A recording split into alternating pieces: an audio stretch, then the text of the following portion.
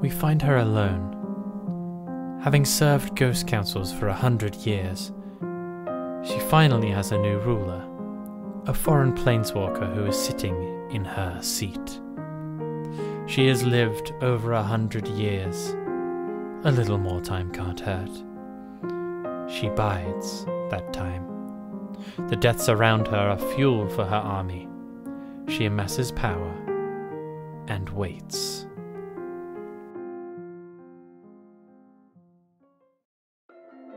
I'm Ruben from Manascrew, and let's talk about TEYSA KARLOV. Huge thank you to Lupo Reed who requested that I cover TEYSA. Isn't it badass that they just have her name now, no like Orzhov Scion or anything? She's finally reputable enough that she needs no introductions, she needs no titles. Her first ability reads, if a creature dying causes a triggered ability of a permanent you control to trigger, that ability triggers an additional time. A lot of people are already making the comparison to Panharmonicon, which of course is an amazing card. Double triggers are just something that means you can generate so much potential or incremental value throughout the game. Over the course of a regular game, Grim Haruspex only generates so much value, but with TEYSA, it accelerates the value you can gain from your creature's death triggers. Her second ability is what cements her synergy with the Ravnica Allegiance Afterlife ability, reading, creature tokens you control have Vigilance and Lifelink. In this deck bite, we're going to have a really quick look at the best ways to utilize her death triggers and amass a token army with which to defeat our opponents.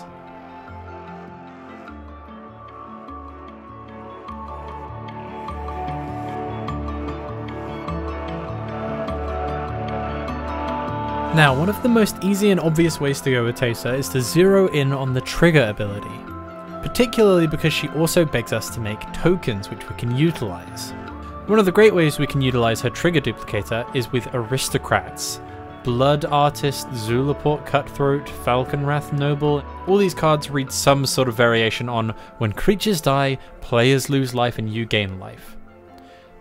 This ability is reliant on creatures dying, which means it will trigger an additional time with TEYSA, which means you will drain your opponents twice as fast while TEYSA is out. Another great way of utilizing TEYSA's abilities that's a tad more oppressive is Grave Pact-like effects. My list includes 3, Dictate, Grave Pact, and Butcher of Malakir. These will say whenever one of our creatures die, our opponents sacrifice a creature, which means with TEYSA out, our opponents will lose 2. You get the idea. We're making a lot of generally useless small tokens, and we could sacrifice a 1/1 to make our opponents sacrifice 2 creatures of actual significant value. So, we found ways of utilizing our creatures dying, but how will we ensure that they meet their end? We'll try and include a variety of sacrifice outlets. There are the more basic and free value ones of Ashnod's Altar, Phyrexian Altar, Viscera Seer, but we also have some more interesting ways of doing it, like Krav the Unredeemed, Flesh Carver, Hidden Stockpile, and these generally have pay costs but grant us more considerable effects on the cards. This way we can ensure to get value out of the numerous triggers that we'll be duplicating with TEYSA. TEYSA's trigger duplicating effect allows us to get some extreme value out of some of our cards that take advantage of our creatures dying. The Aristocrats mentioned previously are one way we can utilize her, but let's go into some more specific cards. Skullclamp is a card that synergizes insanely well with everything we want to be doing. If TEYSA is out, we draw 4 cards for the price of a 1 mana equip cost. Most of our tokens are 1/1s, so we can generate some insane value with this specific card.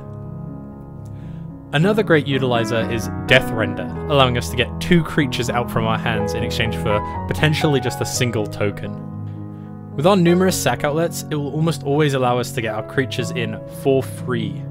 And with the double card draw triggers we'll get off cards like Grim Haruspex and Skullclamp, we'll certainly have things in our hand to dump out onto the board. Like Demon of Dark Schemes. Now I would usually think that this card isn't super good, but if you double the pace at which it generates energy, and with the fact that TEYSA doesn't even die from its ETB, I think this card is almost a must include in the deck. When it enters, if you have 2 creatures that die from its effect in TEYSA, you can activate its ability for just 3 mana, and get another creature back straight away. Let alone the value it will accrue in a commander game with multiple players and multiple players' creatures dying. A great card everyone's heard about before is Revelark, which is great in any of these sacrifice-based decks. It has a leave the battlefield trigger, which will also get duplicated when it dies, triggering twice.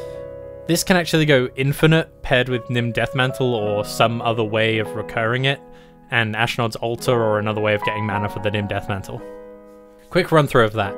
If you sacrifice the Revelark to the altar, then pay 2 mana and the mana from Ashnod's to activate the Nim Deathmantle, you bring it back to the battlefield. The 2 creatures you get back from the Revelark's leave ability will trigger, bringing back 2 creatures, and now you can sack one of those and the Revelark to Ashnod's for all of the mana you need for the Nim Deathmantle, bringing the Revelark back, bringing back 2 creatures, so you're gaining 1 creature every single time, and potentially gaining mana out of the equation every time, so it can generate you infinite mana. You can get infinite ETBs of any 2-power creatures, and we have a lot of them in the deck. TEYSA isn't just a Necromonicon. She also has some token strategies which allow us to have more things die and utilize her triggers. Granting her tokens lifelink and vigilance and not really caring too much if they die can actually accrue us a pretty significant amount of life over the game. And we have a few different ways of taking advantage of that. Regna the Redeemer turns our life gain into more tokens, which TEYSA so kindly grants life gain themselves, giving us more life gain and more tokens upon attacking or blocking. Divine Visitation allows our 1/1 tokens to become massive flying beaters that will help us eradicate our opponents in the air. Elendra will grant us value from other creatures dying, but also from her own death, a great include in the 99 of the deck. And of course, Ailey acts as a sacrifice outlet and a great removal tool once our tokens have taken a few swings. Token creators like TEYSA herself, Orge of Scion, allow us to create tokens that we need to abuse later. An Anointed Procession will help us duplicate any tokens that we do end up creating. This is the sort of deck where Mimic Vat will become an incredibly valuable tool.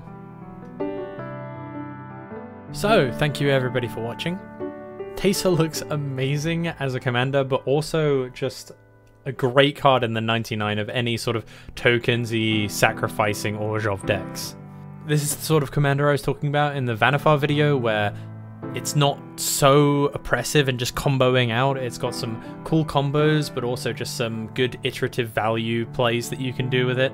It has a lot more freedom, I think, with the way you can build it. You can kind of go Aristocrats, or these sort of cool sacrifice outlets, or just a pure-blooded token strategy. I'm really looking forward to seeing some of the TEYSA Karlov decks that will be released in future, and I'll see you guys in the next video.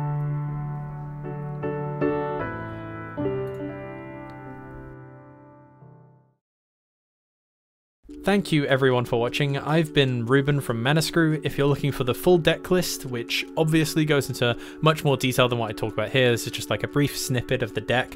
If I get enough requests for any new creatures that are released, I'll do these little Decktech on them. Or if you want a more in-depth commander deck tech, leave me some requests below. I've already got a few that I've noted down and sort of started brewing around, and I'll make a video out of any of them that I find super interesting. But if you guys want to see my take on one of your commanders and how I approach it, please leave a comment down below with your favorite card, your favorite commander that you want me to cover. And thank you so much for watching.